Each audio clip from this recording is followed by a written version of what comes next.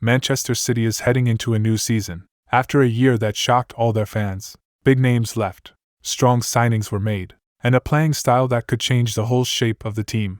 So, what are the signings Manchester City made to come back stronger? And what is the impact of hiring assistant coach Pepijn Lijnders, the man who was one of the main reasons behind Liverpool's success with Jurgen Klopp? Is City really coming back stronger like their fans are hoping? Or will the problems continue into the new season? All that and more in today's video. Let me start with the problems that showed up last season. The problems that made the team look really poor. And no, the issue wasn't injuries or a weak squad. The problem was much bigger than that. The team lost its motivation to win. These were players who had won everything. They achieved all the titles. And over time, the hunger faded. The passion and ambition were no longer there. So naturally, the result was expected. Poor performance, slow transitions, very weak focus in the big matches. And this wasn't just about the players. Even Guardiola himself looked mentally tired, a coach who spent years putting pressure on himself and his players. Until, at one moment, the creativity dropped, and the opponents started to figure him out and memorize his tactics. The truth is, no matter how strong a team is, if they lose motivation, they collapse. But the big question now is, will City continue like this? Or is there a real plan to rebuild a team hungry for trophies again? And that takes us directly to the summer transfers. To rebuild a team that lost its hunger, you need to bring in fresh blood. Players who are still hungry. Players who want to prove themselves. And that's exactly what Manchester City did in the transfer market. The first signing is the winger Ryan Cherki, coming from Lyon for €37 million.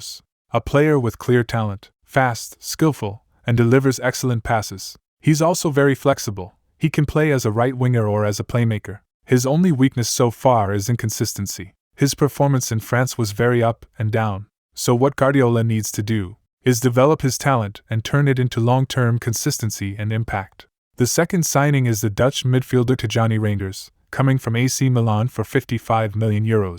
We're talking about a very special midfielder, a player who's very brave receiving the ball under pressure. Lijnders will add fresh energy to City's midfield.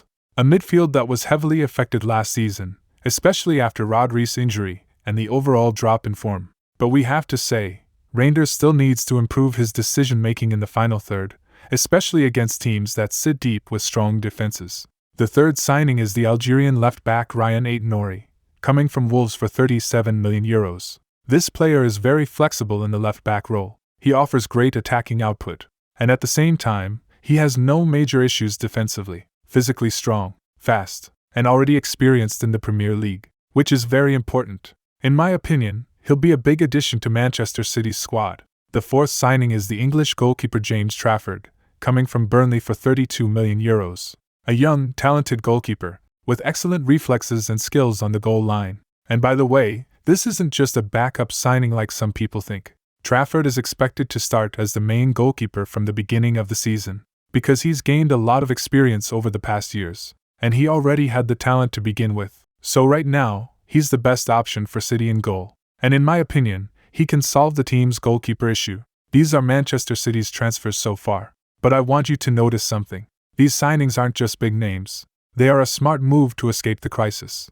They are very well-studied choices, with a clear goal, to refresh the team with new energy and hungry players ready to give their absolute best. And this could be Guardiola's first real step in fixing the disaster of last season. Also, let me remind you, City didn't start this plan just in the current summer window. The beginning was actually in last winter, when Guardiola signed Omar Marmoush, Kuzanov, and Nico Gonzalez. So if you look at the last two transfer windows, you'll see that Manchester City basically changed 7 players from the starting 11, which means Guardiola managed to rebuild his team very smartly in a short time. The second big step in this rebuilding plan was signing the man behind Liverpool's success during the Klopp era, the assistant coach Pepijn Lijnders. To someone watching from far away, he might look like just another coach.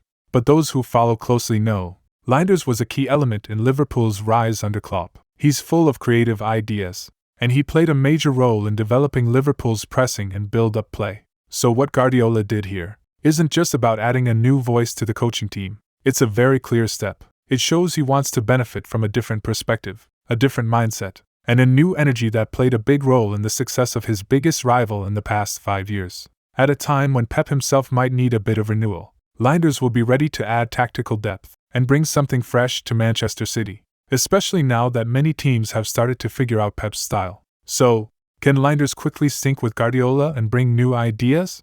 Will we see clear changes in Manchester City's playing style this season? That's what we'll find out once the season starts. Now my question to you is, will Manchester City really succeed this season? Or will it be the end of the Guardiola era?